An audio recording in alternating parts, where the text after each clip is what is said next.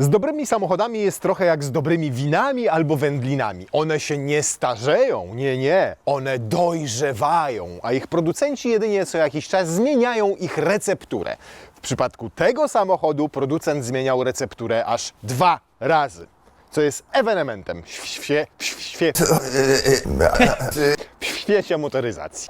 Przed Państwem Audi Q7 po drugim już faceliftingu.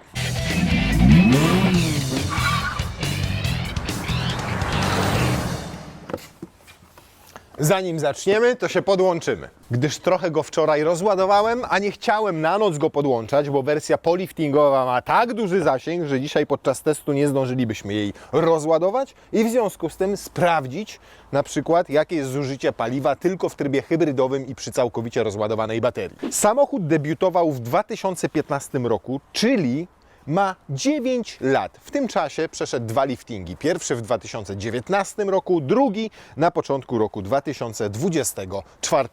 I jeżeli patrzycie na niego i zastanawiacie się, co do cholery w nim zmienili, to już Wam tłumaczę słowami żywcem wyciągniętymi z informacji prasowej.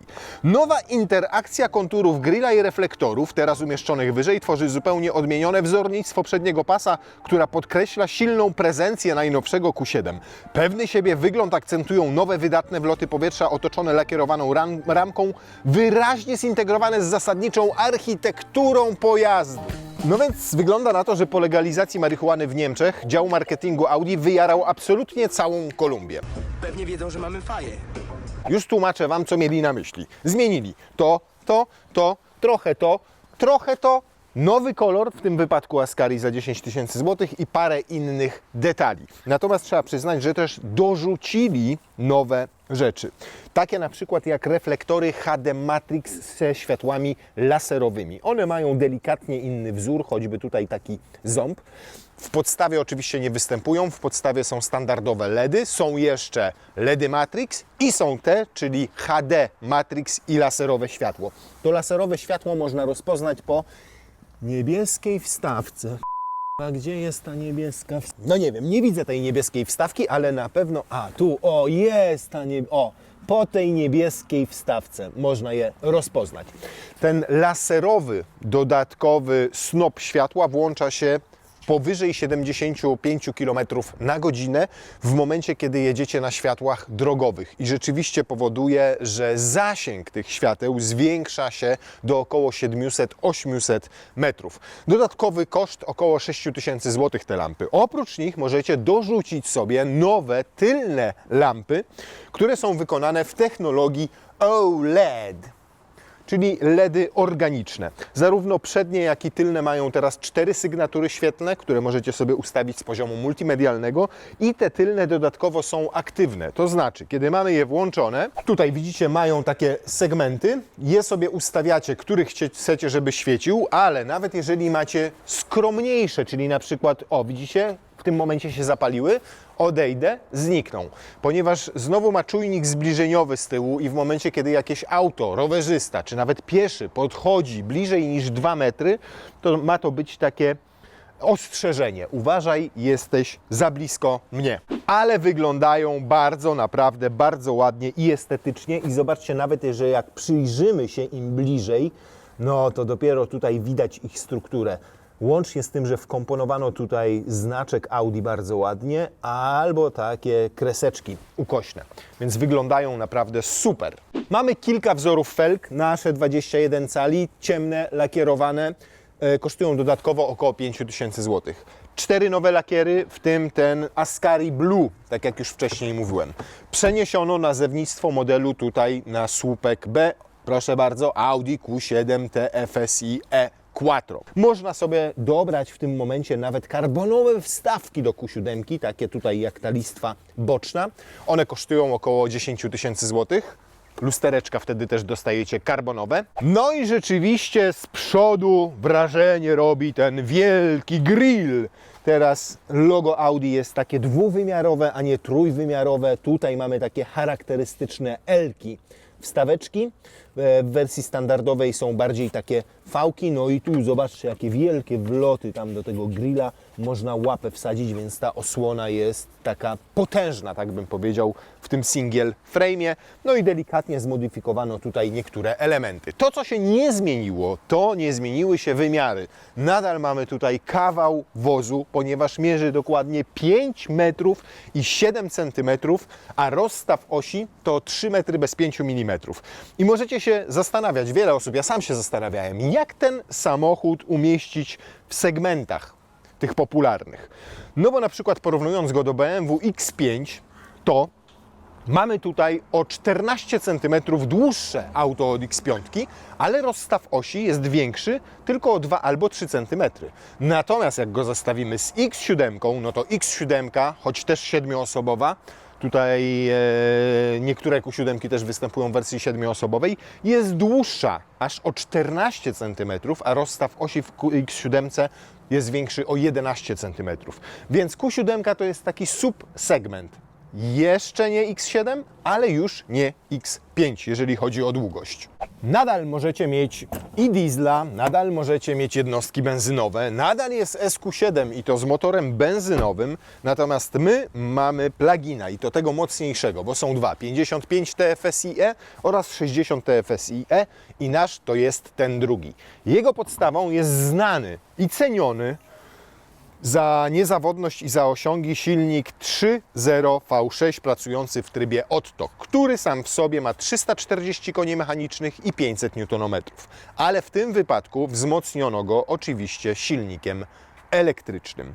I to silnikiem elektrycznym poprawionym względem wersji przedliftowych, w zasadzie zupełnie nowym, ponieważ jest kompaktowy, lepiej oddaje moc, jest to silnik synchroniczny na magnesach trwałych i generuje aż 177 koni i aż 460 Nm. Przy czym oczywiście mocy spalinowego i elektrycznego nie sumujemy. Tutaj jest moc systemowa i systemowa moc to 490 koni, a moment obrotowy to aż 800 Nm.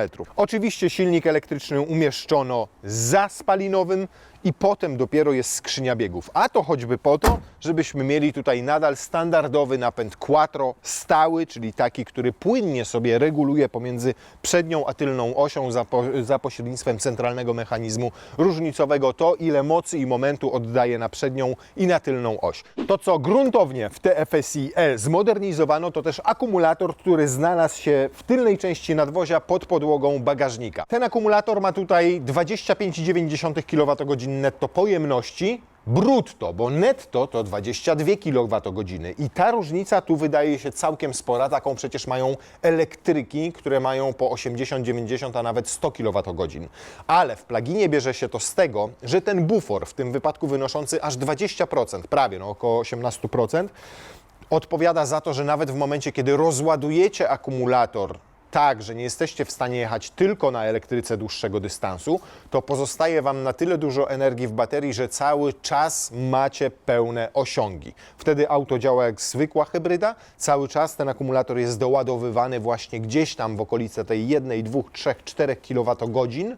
Zasięgu takiego typowo elektrycznego nie macie, ale ciągle możecie korzystać z pełnej systemowej mocy samochodu. Akumulator spowodował niestety to, że nie mamy w Q7 PHEV wersji 7-osobowej. Jest wyłącznie 5-osobowa i w dodatku ma mniejszą pojemność bagażnika niż choćby wersje benzynowe 5-osobowe, bo tamte mają powyżej 800 litrów, bo pod podłogą mają jeszcze dodatkową przestrzeń. Tutaj tych litrów mamy na szczęście i tak dosyć imponującą liczbę, bo jest ich około 560.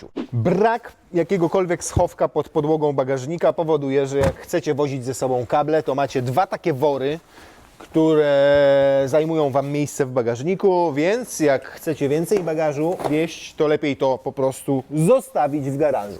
Tu jeszcze mamy dodatkową siateczkę do zabezpieczania przestrzeni pomiędzy kabiną pasażerską a bagażnikiem i w pełnej krasie ten bagażnik prezentuje się tak. Trzeba też sobie jasno powiedzieć, że na przykład względem wersji 55 TFSI, czyli tej benzynowej 340-konnej, mamy tutaj przez ten akumulator oraz przez silnik elektryczny większą masę o 240 kg. Ale trzeba też uczciwie powiedzieć, że w przypadku Q7 dochodzi nam pneumatyczne zawieszenie w standardzie, którego wersja benzynowa nie ma. Znaczy ma, ale za dopłatą. Natomiast różnica mas obejmuje właśnie to pneumatyczne zawieszenie, tak jak mamy w tym przypadku, i tradycyjne na stalowych sprężynach. Ładowność też się zmienia, ponieważ tam mamy ponad 800 kg ładowności, tutaj tylko, bo nadal to 710 kg, więc całkiem solidnie. To wjeżdżamy z naszymi walizami. Tak nie wejdą, nie ma mowy w momencie, kiedy jest roleta, więc trzeba je położyć na płasko. W tym momencie mamy tylną kanapę przesuniętą całkowicie do tyłu, więc 2 albo 3 osoby nawet tam z tyłu siedzą sobie komfortowo i mają tyle miejsca na bagaże. Spektakularnie nie jest. Nie jest też źle. Fajne jest to, że ta roletka zawsze nam się unosi do góry, kiedy otwieramy bagażnik. W momencie, kiedy go zamykamy, to też elektrycznie się opuszcza. Oczywiście można to zrobić ręcznie, tak? I jednym ruchem ją zdemontować i to bardzo praktycznie się robi. Nigdzie nie zaczepia z żadnej strony o nic. Niestety nie ma schowka pod podłogą, więc też zostaje w domu. I wtedy też przy maksymalnie przesuniętych oparciach tylnej kanapy, a nawet pochylonych, wchodzą nam 2 walizki, tak? Tutaj bez najmniejszego problemu 3, taka wielka jak ta żółta. I tutaj jeszcze z boku pozostaje trochę miejsca na graty. I tutaj z przodu jeszcze nawet na takie kabinówki 2 położone w ten sposób. Są, przypominam, i nawet dowodów dostarczam. Tylna kanapa przesunięta do samego końca. Proszę bardzo, dalej się nie da. Pochylone oparcie jeszcze trochę się da, o tyle, ale to już jest pozycja półleżąca, więc zróbmy w ten sposób, żeby było pochylone, ale nie do końca pochylone. I proszę. No na pewno dojść nie... O, kurna. Da się, a teraz jeszcze sobie wsiadam. Proszę i co?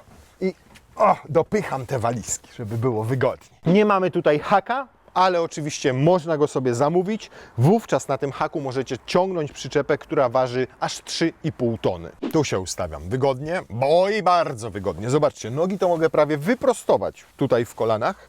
Jak usiądę, to jest, delikatnie są zgięte, ale jest mi w cholerę wygodnie. Taka pozycja to jest na długą trasę. I ten, który usiądzie za mną, też ma pozycję na długą trasę. Zobaczcie, to jeszcze mogę sobie pochylić. To jeszcze dodatkowo też mogę sobie pochylić. Pytanie, proszę. To jest taka maksymalnie półleżąca pozycja i w zasadzie mam niewiele gorzej niż z przodu na tym fotelu. Dużo miejsca na stopy, choć ten fotel jest obniżony maksymalnie. Mogę je wsunąć całkowicie pod fotel i jeszcze sobie nimi ruszam. Na kolana tyle przestrzeni, choć to ja tam przed chwilą siedziałem, więc 1,95 m i zanim 1,95 m wzrostu też ma wygodnie. Jak mi niewygodnie, jak tak leżę, to oczywiście mogę sobie pionowo niemal postawić. Jak mam za dużo miejsca na nogi, to mogę sobie jeszcze to przesunąć do przodu i to w takim zakresie. I zobaczcie, teraz nawet tutaj w takiej pozycji dzieciak usiądzie bez problemu i będzie miał miejsce na nogi, więc dodatkowo ile tam bagażu jeszcze nam wejdzie. Fajne jest to, że jest to jeden z nielicznych samochodów, który z tyłu oferuje Wam 3 ISOFIXy. Raz, 2, 3. I zobaczcie, w każdym miejscu są. W dodatku bardzo fajnie są ukryte, ponieważ to po prostu sobie całe odczepiacie. To trudniej zgubić niż te takie pojedyncze uchwyty plastikowe. Czemu to zrobili w ten sposób? Ano po to, żeby jak jest zaślepione, to żeby wyglądało ładnie i nic Was nie piło. Po drugie, gdybyśmy tu mieli tylko otwory, to często te ISOFIXy są skonstruowane tak, że wygniatają i niszczą skórę w tym miejscu, więc Audi pomyślało, że lepiej to zrobić tak, że będzie całe wyjmowane. Tu będzie się wpinało fotelik, ale w tym miejscu on niczego nie uszkodzi. Więc bardzo porządnie, nawet ten trzeci tutaj jest regulowany. Jak macie potrzebę i chcecie przewieźć dłuższe przedmioty, to po prostu to składacie. Podłoga bagażnika jest całkowicie płaska i wierzcie mi, że to jeden z nielicznych samochodów, w którym jak jedziecie w 4 osoby na narty, to nie wieziecie w ogóle boksu, ponieważ wszystkie bagaże i jeszcze narty wchodzą Wam do środka. Tutaj w tym miejscu przewozicie sobie te narty, tam walizki, buty narciarskie. Możecie delikatnie przesunąć te fotele do przodu i nie potrzebujecie żadnego boksu dachowego. A oprócz tego znalazło się jeszcze miejsce na klasyczny podłokietnik. No on nie jest niestety zbyt obszerny i nie jest zbyt wygodny. To wynika z konstrukcji tego trzeciego siedzenia tutaj. bo łokieć jak trzymacie, to trzymacie go tutaj, w tym miejscu plastikowym, w dodatku w miejscu, gdzie ma mechanizm składania, tam nie ma skórki, więc jest to niewygodne. Ma otwierane 2 uchwyty na kubek, też niestandardowe, większa butelka tutaj w nie wejdzie, większe trzeba umieścić w boczkach drzwi. W dodatku jest jakoś tak wysoko umiejscowiony. Jeżeli chodzi o samo wnętrze i materiały użyte do jego wykończenia, no to mamy tutaj petardę. Petardę, która jest niezbyt tania. To są sportowe fotele plus. One kosztują 6000 zł, tam 5800 chyba, dokładnie. Z takimi zintegrowanymi zagłówkami. Pikowana skóra, nie z krowy, tylko z walkonia. W rąby dodatkowych 6000 zł. Więc razem kształt tych foteli Sport Plus i ta tapicerka to 12 000 zł. Podsufitka z mikrofibry zajebiście wygląda, fantastyczna w dotyku, nawet boczki słupków w nią obszyto, nie ma tu grama plastiku. 7000 zł, ale wygląda petarda. Ale najfajniejsze to, co tutaj mamy, to jest pakiet skórzany wnętrza, taki pełen. To oznacza, że macie to skórzane z prawdziwej skóry. To skórzane, całą deskę rozdzielczą z przodu, skórzaną i wiele innych elementów również. To kosztuje aż 15-16 tysięcy złotych, ale wierzcie mi, warto. Do tego warto też zamówić sobie taką karbonową, matową dekorację. Te dekory są i z przodu, i są w drzwiach i te dekory to dodatkowo około 5-6 tysięcy złotych. Więc jak sobie sumujemy to, jak wygląda wnętrze pod kątem samych materiałów tutaj w naszym egzemplarzu, to tak, fotele skóra 12 tysięcy, podsufitka 7 tysięcy, to 19 tysięcy złotych. Dodatkowo te wstawki wszystkie skórzane w boczkach na desce rozdzielczej 15 tysięcy złotych, czyli robi nam się z tego jakieś 35 tysięcy złotych. Jeszcze wstaweczki karbonowe 40 tysięcy złotych. We wnętrzu ten drugi lifting zasadniczo niczego nie zmienił. Zasadniczo, bo są pewne detale, po których można poznać, że to jest wersja poliftowa. Na przykład multimedia, które nie są całkowicie nowe, bo nadal mają te kafelki, które ja akurat lubię. No i działa to tak, jak działało wcześniej. I ja akurat sposób tego działania bardzo lubię. Działa to szybko, jest intuicyjne w obsłudze, łatwo tego można się nauczyć. Druga rzecz, po której możecie rozpoznać, to to, że na cyfrowych zegarach Audi Virtual Cockpit pojawiło się otoczenie tak zwane, czyli w momencie, kiedy jedziecie z systemami asystującymi, w momencie, kiedy jedziecie na aktywnym tempomacie, to wyświetla Wam się ikonka samochodziku, on jest między pasami, pokazuje Wam, kiedy zmienia pasy, może nawet tutaj ta część pokazywać Wam, kiedy jest czerwone albo zielone światło, ale to musi być wtedy infrastruktura ta drogowa, sprzęgnięta z całym systemem, musi być zelektronizowana i dopiero wtedy Wam to pokazuje. Zobaczcie, ładujemy się od jakiejś godziny i już mamy zasięg na 18 km, bo według producenta maksymalna moc ładowania to 7,4 kWh. To oznacza, że cały ten duży akumulator ładujecie do pełna w niecałe 4 godziny, a godzinka już wystarczy Wam na około 20 km zasięgu. Zasięg podobno teoretyczny to nawet 90 km w mieście, ale nie liczyłbym na taki. Według WLTP to 80 km, 85 też na taki bym nie liczył, ale realny zasięg na do pełna naładowanym akumulatorze tutaj to będzie około 60-70 km normalnej jazdy, co uznaję, że jest naprawdę dobrym wynikiem. Może 80 tylko w mieście osiągniecie. Bardzo dobrze gra system tutaj nagłośnieniowy Bang Olufsen. To jest ten tańszy za 6000 zł i paradoksalnie jest lepszy niż ten bardzo drogi z wynurzającymi się tutaj twitterkami. A ta różnica polega na tym, że tamten jest już tak zaawansowany, że jest bardzo wrażliwy na źródło dźwięku. Jak jest kiepska jakość, nawet na Spotify'u niektórych utworów, no to rzęzi. Rzęzi przede wszystkim bas. Tutaj ten tańszy może w szczytowej formie, przy szczytowych plikach muzycznych, najlepszym bitrate'cie gra trochę gorzej, ale jest dużo mniej wrażliwy na jakość dźwięku.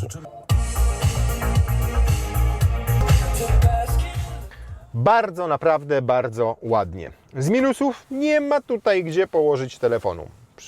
taką magnetyczną polecałbym Wam w tym albo w tym miejscu, żeby można było go wręcz odwiesić, o, w ten sposób.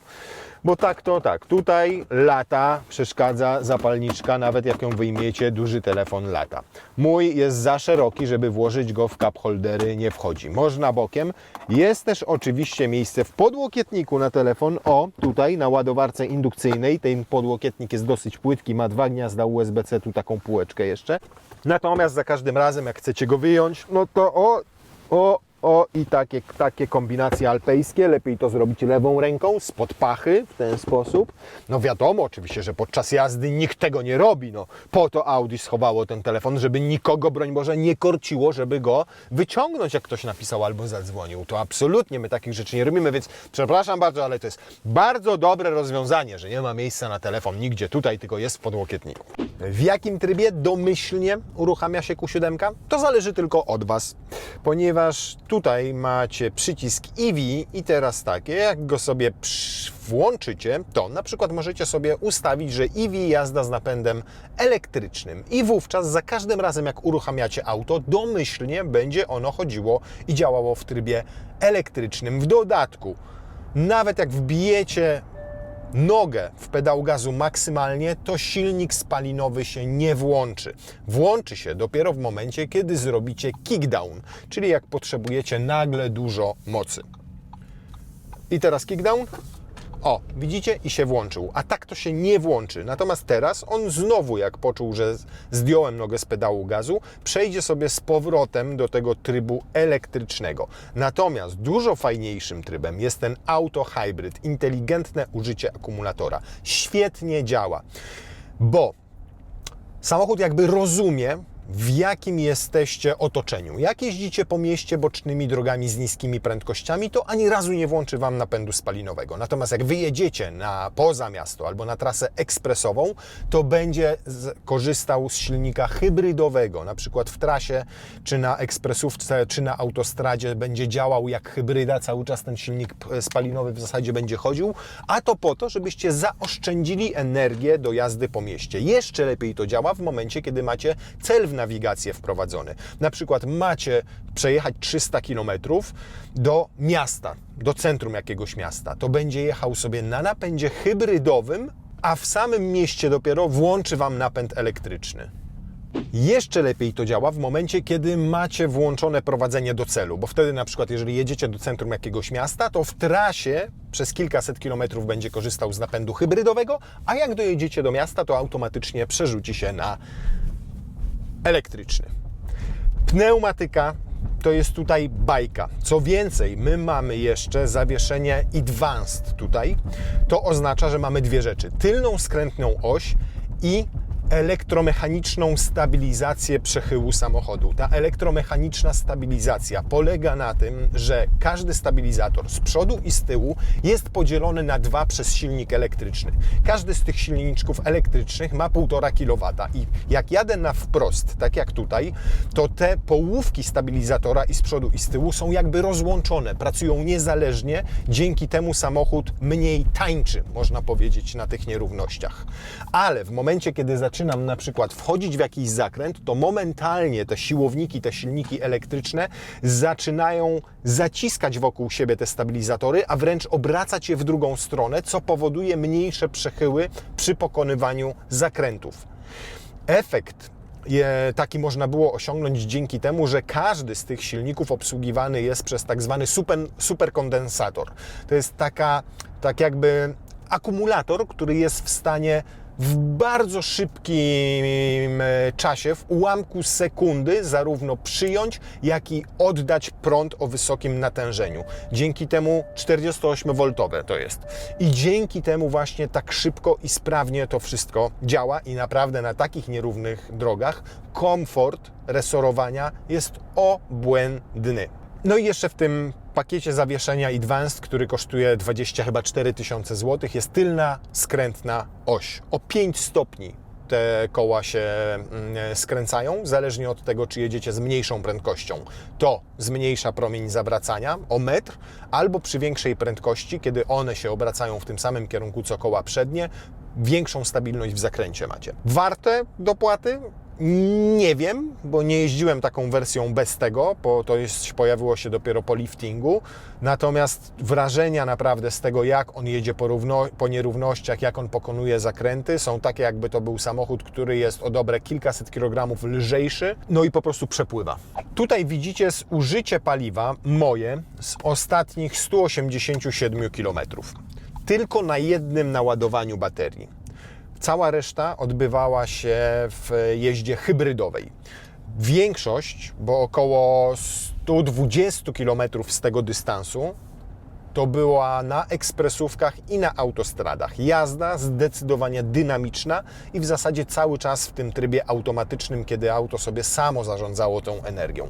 No więc 8 litrów na te 180 km średniego spalania i przypominam jedno ładowanie tylko baterii, to uważam, że jak na samochód, który ma 490 koni, bardzo, bardzo dobry wynik. Oczywiście dzisiaj sprawdzimy, jak to wygląda w momencie, kiedy będziemy jechali przy rozładowanej baterii na ekspresówce, chociaż moje doświadczenia wskazują na to, tak jak wczoraj jechałem już na rozładowanej baterii do Warszawy i z powrotem, że przy 140 średnie zużycie paliwa to jest 9,5-10 litrów, więc akceptowalne jak na samochód, który ma taką masę, takie gabaryty. Oczywiście będzie to 1,5-2 litry, może nawet 2,5 litra więcej niż diesel porównywalny, ale też porównywalnie, jeżeli chodzi o zużycie paliwa, z wersją spalinową 55 TFSI, która ma 340 koni, a nie 490. Jeszcze inne tryby mamy tutaj, z których zdecydowanie rzadziej będzie się korzystało, czyli battery hold, podtrzymanie ładunku. W momencie, kiedy go uruchomicie, to samochód będzie zarządzał tak całą energią w akumulatorze, żeby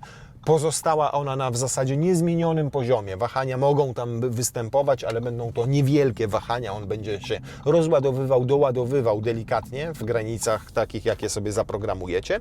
Albo macie ostatni, czyli battery charge, czyli w momencie, kiedy macie rozładowany akumulator, a dojeżdżacie na przykład do strefy w mieście, gdzie potrzebujecie prądu, bo można się poruszać tylko bezemisyjnie, a kilkaset takich miast jest w Europie już, w Polsce jeszcze nie, no to wtedy sobie właśnie włączacie i zaczyna się doładowywać. Przy czym trzeba zdać sobie sprawę z tego, że doładowanie tego akumulatora będzie następowało wyłącznie w momencie, kiedy będziecie jechali szybciej niż 65 na godzinę, a więc musicie robić to poza miastem. To nie jest też takie doładowanie jak w większości hybryd typu plug-in, że jedziecie i po prostu energia z silnika spalinowego, część z tej energii jest zamieniana na prąd i doładowywany jest akumulator. To doładowywanie będzie następowało tylko w momencie, kiedy będzie się rekuperowało. To ma ograniczyć zużycie paliwa silnika spalinowego, zwiększyć efektywność całego tego procesu, bo sama rekuperacja tutaj działa bardzo dobrze. 90% hamowań będzie się odbywało rekuperacyjnie i to w dodatku przy rekuperacji automatycznej, predyktywnej. I ona bardzo fajnie też działa, ponieważ samochód pobiera dane z GPS-u, to jest po pierwsze, a po drugie dane z radarów z przodu, więc w momencie, kiedy na przykład wie, że zbliżamy się do ronda albo do skrzyżowania i zdejmę nogę z pedału gazu, to on już delikatnie zaczyna czuć teraz rekuperować, to widzicie tutaj po tej ikonce i sam sobie hamuje, ja nie muszę nawet dotykać hamulca. Oczywiście w każdej chwili możecie też położyć nogę na hamulcu i też rekuperuje. Identycznie sytuacja wygląda, kiedy jedzie przed Wami jakiś samochód, jedzie wolniej niż Wy. Odpowiednio wcześniej zdejmujecie tylko nogę z pedału gazu i auto zaczyna samo delikatnie sobie przyhamowywać. I tak jak powiedziałem, podobno, tak wylicza Audi, 90% hamowań w Q7 odbywa się rekuperacyjnie, czyli w ogóle bez użycia hamulca fizycznego, tego mechanicznego. Klocki kompletnie przez te 90% hamowań nie dotykają tarczy. Jeszcze jedna fajna rzecz. Jedziecie w tym trybie auto i na przykład nagle potrzebujecie więcej mocy, a jedziecie, tak jak widać tutaj po obrotomierzu, w trybie elektrycznym, to wystarczy, że wrzucicie szybko skrzynię biegu w sport i on automatycznie włącza silnik spalinowy po to, żebyście mieli dostęp do pełnej mocy i momentu obrotowego. Więc nie trzeba kombinować, zmieniać niczego w trybach jazdy, bo oczywiście oprócz tych elektrycznych, hybrydowych trybów jazdy ma też klasyczne. Efficiency, All-Road, Off-Road, Comfort, Auto, Dynamic i Individual. Teraz jedziemy sobie cały czas w efficiency, więc fajne to jest to, że macie taki szybki feedback w momencie, kiedy potrzebujecie więcej mocy. W takich warunkach czuć, jak działają to elektromechaniczne stabilizatory. Jak na taką krowę on naprawdę wyjątkowo mało się przechyla na boki. Pozostaje bardzo stabilny i nawet w momencie, kiedy zmieniacie kierunek jazdy, to prowadzi się jak auto, które ma środek ciężkości na jezdni, jest dużo niższe, w ogóle nie jak SUV, bardziej jak auto kompaktowe bym powiedział, a przynajmniej kombi. Maksymalna prędkość na elektryce 135 km na godzinę. Ciutkę za mało jak na polskie warunki autostradowe, ale tak jak teraz jedziemy 130, proszę, i działa. Dobra, wchodzę w tryb battery hold, podtrzymanie ładunku, bo musi nam starczyć tej energii elektrycznej na to, żebyśmy zrobili sobie test przyspieszenia tylko na elektryce, a zostało nam zasięgu tam na 7 km chyba. I jako że silnik elektryczny jest tutaj przed skrzynią biegów, to nawet w trybie czysto elektrycznym mam napęd na 4 koła. I to ułatwi nam trochę zadanie, gdyż jest nieco mokro, popadało, więc cyk, cyk, tylko tryb elektryczny. I sprawdzamy przyspieszenie od 0 do setki. Początek ma całkiem niezły, ale potem, i czuć tą zmianę przełożeń. Jakbyśmy mieli tutaj skrzynię bezstopniową,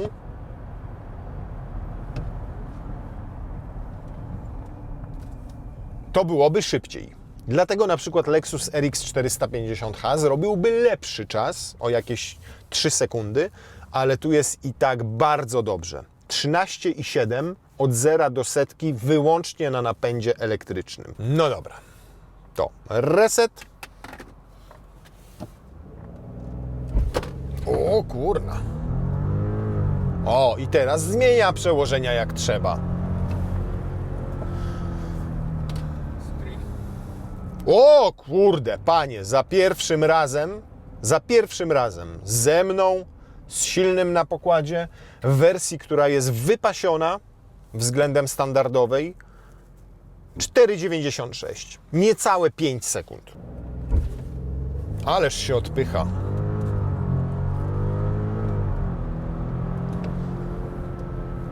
Niewiele gorzej, 5,04. 5,04. Jeszcze mamy na 3 km. Matko kochana. I jeszcze go troszkę rozładujmy. Rozładujemy go do momentu, kiedy nam się nie włączy sam silnik spalinowy. Jeszcze widzicie, on jeszcze jedzie na elektryce. Jeszcze, mimo że... Jest! Teraz się włączył. W momencie, kiedy nie miałem kickdowna. No nie czuć ani trochę ubytku tej mocy, szczerze mówiąc. No nie ma, bo nie ma tego ubytku mocy. No, jest 5 sekund zrobione, proszę bardzo. 5,03. To teraz można jeszcze zresetować komputer pokładowy i zobaczyć, jakie będziemy mieli średnie spalanie. I teraz też to, na co można zwrócić uwagę i o czym można powiedzieć, to płynność działania całego układu hybrydowego. Bo o ile w mild hybrydach grupy Volkswagena, szczególnie w Audi, niestety działa to tragicznie, to znaczy to opóźnienie jest tam duże, czujecie to opóźnienie pomiędzy tym, jak silnik się włączy, w momencie, kiedy położycie nogę na pedale gazu, skrzynia włączy bieg i samochód zacznie jechać.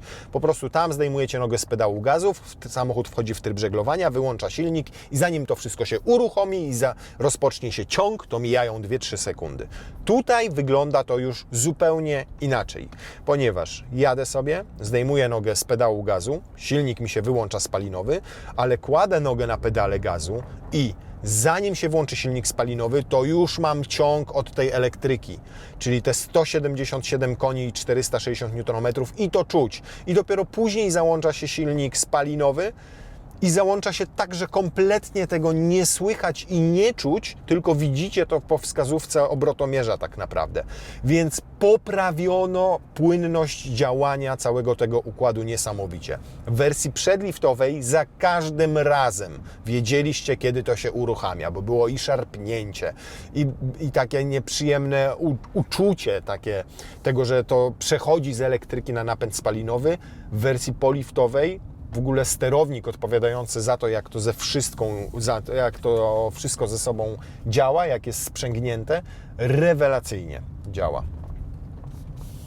Naprawdę świetnie. Jestem pod dużym wrażeniem tego, jak dopracowano tutaj płynność. Zdarza mu się czasami, że poczujecie, nie wiem, jakieś delikatne szarpnięcie, ale to nie jest tak, że cały czas. Po prostu gdzieś tam chwilami, momentami się zgubi, ale to nie jest tak też, że to jest irytujące. Włączamy się teraz do ruchu i on jedzie jak auto spalinowe. Zdejmuje nogę z pedału gazu, wyłączył w ogóle spalinówkę na chwilę, elektrykę włączył, ale zaczynam dodawać gazu i to się wszystko odbywa płynniutko.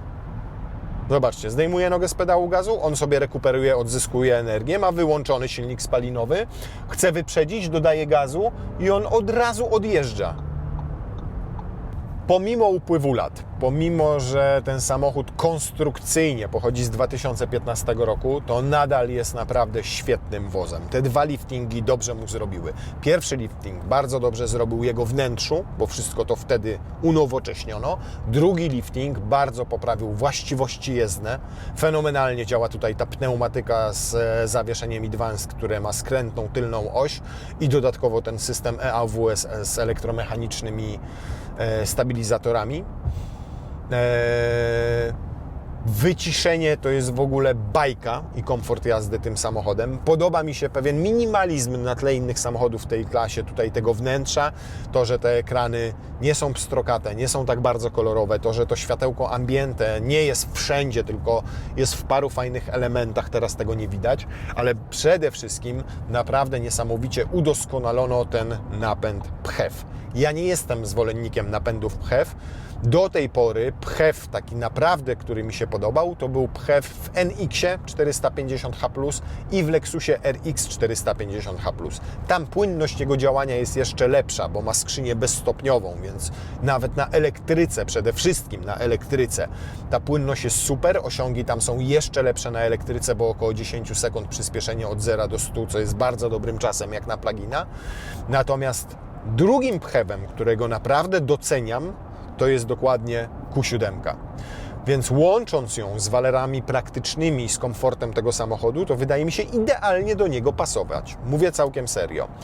Nie jest to może alternatywa dla tych, którzy skorzystają z samochodu wyłącznie w trasie. Czyli jeżeli jeździcie tylko poza miastem, jeżeli tłuczecie dużo kilometrów, jeżeli jeździcie bardzo często, bardzo daleko, lepszym wyborem będzie diesel. I to trzeba głośno sobie powiedzieć. Natomiast jeżeli korzystacie z Q7 tak jak większość użytkowników, czyli 90 czy 80% czasu, to i tak jest jazda miejska, podmiejska, to i tak są dystanse do 100 km czy 150 dziennie, to jest super alternatywa nawet dla diesla, a dla benzyny to w ogóle bezwzględnie. 5 sekund do setki.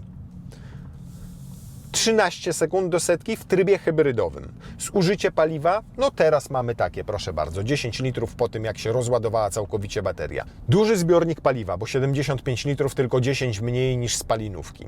Duży bagażnik, pomimo że tam pod podłogą znalazła się bateria, to nadal widzieliście sami, ile wchodzi do niego walizek. Komfort jazdy. No, powiem Wam, że niewiele złego można powiedzieć o tym samochodzie. Ja uwielbiam nim jeździć i to jest ten rodzaj samochodu, w którym cholernie, chętnie wsiadałbym za kółko i jechał gdzieś daleko. Włączając sobie masażyk w fotelu, włączając sobie muzyczkę i po prostu się cieszyć tą jazdą. W tym samochodzie człowiek po prostu odpoczywa. Wszystko mi się tutaj zgadza. Zobaczymy, czy się zgadzi też w terenie. No dobrze, to co? Tryb all-road, może nie off-road, bo tutaj nie jest off-roadowo, jest bardziej all-roadowo. No i podniósł się, nie maksymalnie, ale się podniósł. Włączył silniczek spalinowy, więc mamy pełną dostępną moc, pełne 800 Nm na piachu.